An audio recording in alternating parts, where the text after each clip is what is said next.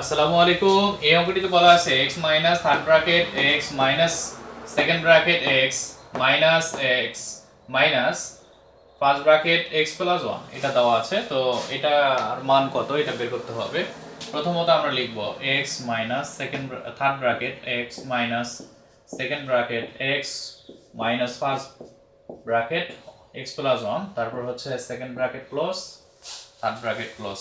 এখন এইটার মধ্যে প্রথমে কাজ হবে হচ্ছে প্রথম ব্র্যাকেটের, আর বাকি সব ঠিক থাকবে।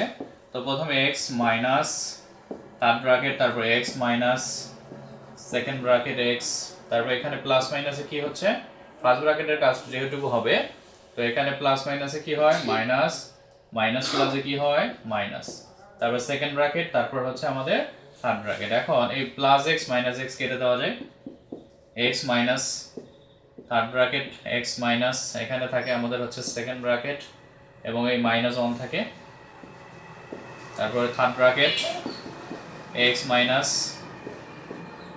x মাইনাসে মাইনাসে কি হচ্ছে প্লাস 1, তারপর কি হয় x মাইনাস প্লাসে মাইনাস প্লাসে হচ্ছে মাইনাস x মাইনাসে প্লাসে কি হয় মাইনাস 1, অর্থাৎ মাইনাস x প্লাস x কাটা যায়, আমাদের থাকে হচ্ছে 1। তো -1 অ্যান্সার। তো আমাদের -1 থাকে যেহেতু -1ই অ্যান্সার, এটাই।